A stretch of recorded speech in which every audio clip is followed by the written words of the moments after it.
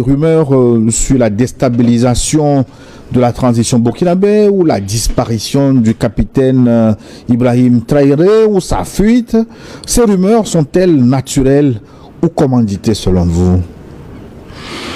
Gilles, je ne sais pas s'il est opportun dans ce contexte précis de parler de rumeurs, parce qu'en fait, les rumeurs, ce sont des informations ou des nouvelles qui sont propagées, qui sont de façon incontrôlée et on ne connaît même pas l'origine, etc., etc. Ici, dans le contexte précis du Burkina Faso, il s'agit là d'un matraquage médiatique, des informations qui sont portées par des médias bien connus, notamment RFI, France 24, TV5 Monde, qui ont trouvé opportun de monter, comme bon leur semble, des informations selon lesquelles il y aurait eu des mutineries, des mouvements d'humeur au sein de l'armée, que la hiérarchie militaire n'accepterait pas que un capitaine puisse les gouverner et tout, et que donc ils ont propagé encore la fuite d'Ibrahim Traoré, etc., etc. Et donc, quand on est dans un contexte pareil, où ce sont des médias bien connus qui portent ce genre d'informations, il n'est plus question d'une rumeur. Il s'agit là d'un plan qui est un plan médiatique qui est bien monté, fomenté, à dessein d'ailleurs. Je pense que c'est Ibrahim Traoré qui le dit, avec beaucoup plus d'emphase et d'intérêt lorsqu'il a rencontré et qu'il a rendu visite donc à la télévision nationale. Il l'a dit avec beaucoup d'intérêt que c'est à dessein qu'ils le font. Et c'est fait de sorte à pouvoir mettre dans l'esprit, non seulement du Burkinabé, mais aussi du militaire burkinabé, le doute et la confusion. Parce qu'en fait, l'ambition, c'est de déstabiliser ce régime-là, qui, sur plusieurs points, montre une forme d'exemple de leadership et qui font redouter, bien sûr, beaucoup de gens qui sont contre le souverainisme qui est porté par Ibrahim Traoré, l'indépendance recherchée par le peuple burkinabé, et tout cela jouant contre les intérêts des prédateurs traditionnels que nous connaissons. Bien sûr qu'ils montent tout ceci pour mettre en doute et même en péril le combat qui est mené. Et donc, ce ne sont pas des rumeurs, ce n'est même pas... c'est un travail quasi scientifique qui est organisé, porté et assumé par des impérialistes que nous connaissons. Son Excellence Sogoyou Kegwe, pour Luc Kabaki, il s'agit d'une propagande organisée pour déstabiliser le Burkina Faso. Vous souscrivez pour cette hypothèse? Bien sûr, il s'agit des médias français. On sait ce que ces médias français ont joué comme rôle en 1994 dans les massacres au Rwanda avec la fameuse radio des 1000 collines. Aujourd'hui, RFI, France 24, TV5 Monde veulent copier la radio des 1000 collines. Ça dit qu'on invente des histoires, on les amplifie.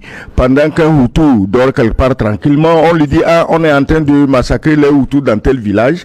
Le Hutu lui se lève, il ne se pose même pas la question, il va massacrer le Tutsi, ainsi de suite. Voilà comment on est arrivé à 1 million de morts au Rwanda et on a tué aussi bien des Hutus que des Tutsis, mais la fable officielle veut qu'on ait tué seulement les Tutsis, ce qui était impossible.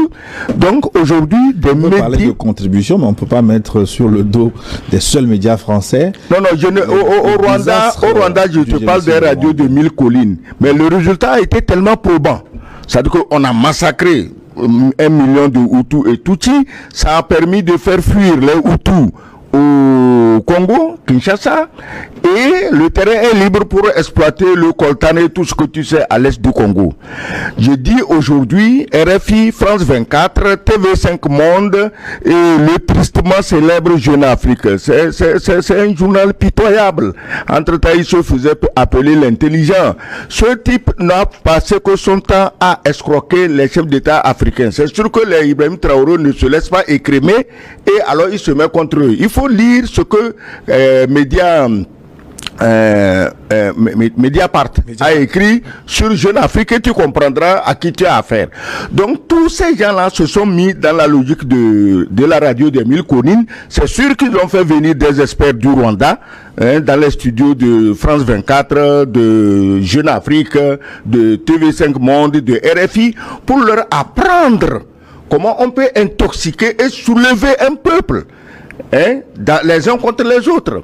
Sinon, tu ne trouves pas que c'est honteux, scandaleux, qu'au moment où tous les médias sensés du monde sont en train de diffuser l'UEFA, la Coupe d'Europe des Nations, que des médias se mettent à inventer des coups d'État, se mettent à inventer des massacres, se mettent à inventer la fuite d'un président. Donc eux, la Coupe des Nations européennes, ça ne leur dit rien. C'est la mort de Traoré, c'est la fuite de Traoré, c'est la rébellion de l'armée, c'est l'attaque des terroristes. Tu t'imagines que France 24 fait même un reportage en direct d'une attaque terroriste. C'est ce que nous disons ici tous les jours, il n'y a pas de terroristes au Sahel. C'est les mercenaires que la France a recrutés pour inonder ces pays, et les a recrutés comment? Depuis qu'elle s'est mise à assassiner le président Kadhafi, et ils ont pris et les armes et l'argent de Kadhafi, et tous ceux qui se promenaient là-bas sans objectif ont été recrutés, et c'est ça qu'on appelle terroristes djihadistes. Il n'y a rien de ça. La preuve, c'est que la seule source que détiennent ces médias, ils citent les sources terroristes. Tu t'imagines une radio normale, une télévision normale qui donne une information et qui cite comme source des djihadistes? Ça veut dire qu'il n'y a pas de djihadistes. C'est leurs mercenaires sur place et à qui ils ont envoyé des communicants professionnels. On leur dit, il faut massacrer et femmes et enfants. Nous, on se chargera de convaincre l'opinion nationale et internationale que c'est les soldats burkinabés. Mais c'est ignorer même, tu vois, c'est ce que j'ai dit tous les jours. Quand les gens racontent une histoire, ils ignorent le début. Mais les soldats burkinabés, les VDP, ils se battent contre quoi? Ils se battent contre les gens qui massacrent les femmes et les enfants.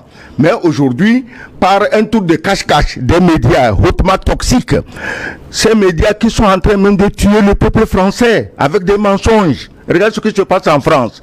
Aujourd'hui, la France elle-même, le peuple français est en train de se réveiller, de se rendre compte que France 24, LCI, que c'est du bidon. C'est du bidon, c'est du mensonge, c'est de la manipulation. Ils font une manipulation que même les journaux comme la Pravda, le quotidien soviétique, je ne dis pas russe, ou Grama, le quotidien cubain au temps de la guerre froide. Mais ce que les médias français font aujourd'hui est tellement honteux que Pravda et Grama auraient honte en les regardant. Donc, ils citent comme source les terroristes. Ça confirme ce que nous disons. C'est eux qui ont envoyé les terroristes. Ils sont obligés de faire leur communication. Maintenant, les terroristes n'ont plus de motif. Alors, on dit, les terroristes ont attaqué parce que l'armée burkinabé a tué des civils. Au Bataclan, quand les terroristes ont attaqué, est-ce que l'armée française avait tué quelques civils? Au Crocus, en Russie, dernièrement, est-ce que c'était aussi pour venger des massacres de civils par les Russes? Ces gens sont incohérents. Ils ont la mémoire tellement aplatie, tellement maigrichonne, tellement rachitique. Quand ils parlent, plus souvent ils parlent parce que ils savent qu'en Afrique, nous, on ne suit pas, on n'a pas la mémoire. L'Africain, il est là, le matin, il a bu la bière, il a mangé, il est content. Africain, bien mangé, il est content. Il y a bon banania, Africain danse. Et les ya bon banania burkinabés sont rassemblés où? En Côte d'Ivoire.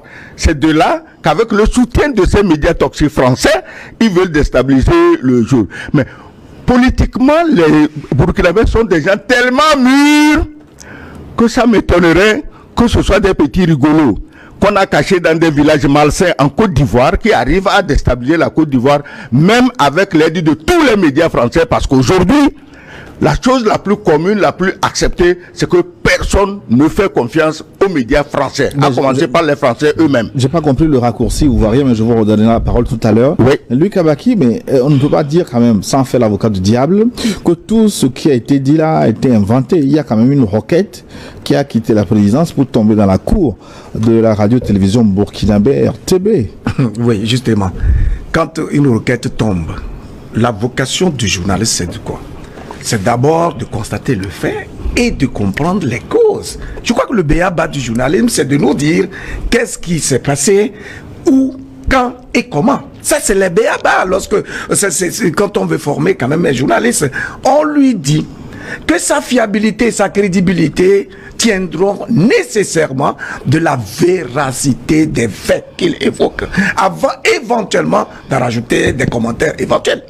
Alors ici, il s'avère que une requête est tombée par mégarde dans la cour d'une télévision, et cette télévision elle-même, elle a pris soin de communiquer autour pour dire, bon, il y a eu un incident de cette nature-là.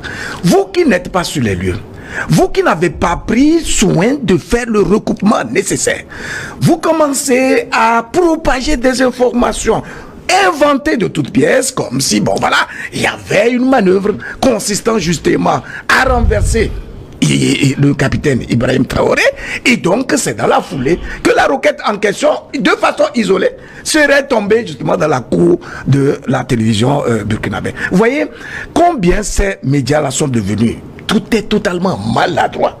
Alors qu'en fait, ils savent très bien l'aura dont ils jouissent. C'est-à-dire que ce sont des médias qui sont répandus partout en Afrique.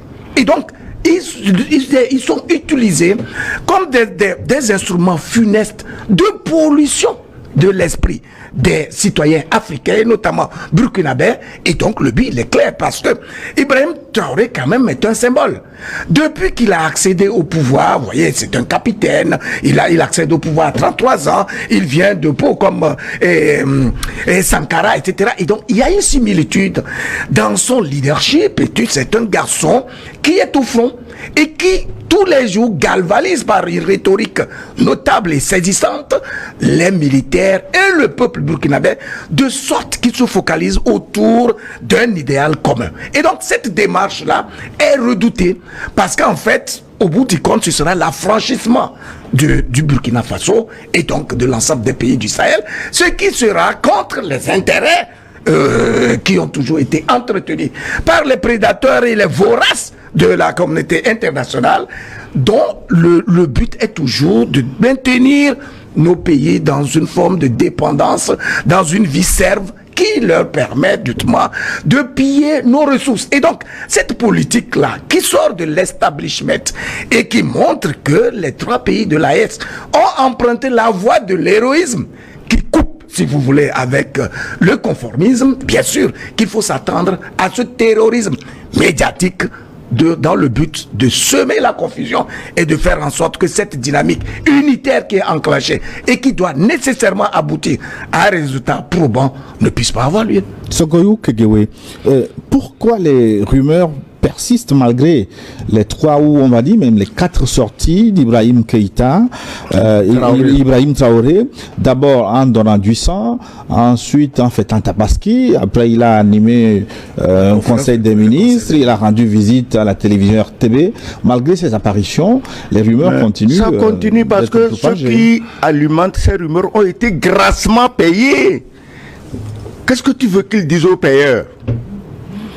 Il faut qu'ils fassent croire aux payeurs que même si ça n'a pas réussi, ça continue, ça va aller. Alors chaque jour, ça va aller.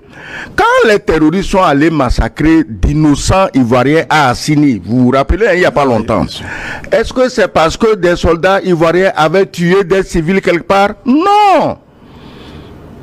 Alors, je reviens sur les médias français. Quand des médias de cette nature, de cette envergure, sont chargés de fabriquer les fausses nouvelles, ils ne rappellent même pas ce que eux-mêmes ils ont fait ou ce qui se passe chez eux, c'est seulement au Burkina et que Traoré doit tomber. Moi, je vais te dire quelque chose. Traoré, il n'est pas immortel. Il peut tomber. Mais ce n'est pas la chute de Traoré qui pose problème. C'est ce qui va arriver après. Est-ce que tu as vu chaque jour les armements que Traoré reçoit? Les gens croient que c'est seulement contre les terroristes? Non! Parce qu'on sait qu'il y a des pays voisins qui se déguisent en terroristes au nom de la France pour déstabiliser les pays. Mais un jour, c'est une déflagration générale qu'il y aura dans la région. Ceux qui alimentent ces coups d'État, ceux qui hébergent les traîtres du Burkina, les traîtres du Mali, les traîtres du Niger, les pays voisins qui les hébergent. Un jour, l'armée de l'AES ira chercher ces traîtres dans leurs cases à Abidjan, à Cotonou, et à Dakar et ailleurs. Qu'est-ce que tu crois? Aujourd'hui, c'est pas le Burkina, l'armée, c'est pas le Burkina, c'est l'armée de l'AES. Qui d'entre eux peut défier l'armée de l'AES? Qui? Les 800 gros ventrus qui devaient aller libérer Bazoum, c'est eux? C'est sur eux qu'on compte? Donc, moi, je n'ai aucune inquiétude. Ils n'ont qu'à continuer à alimenter les rumeurs. Cela les discrédite de plus en plus, parce qu'en France aussi, je te dis que le peuple français commence à se réveiller. Et il se rend compte de comment on le mène, que des médias comme LCI, France 24, et tout ce bordel les mènent en bâton. Et leur première réaction a été la dernière fois aux élections européennes. Ceux qui écoutent LCI France 24, ce n'est pas eux qui ont voté Marine Le Pen.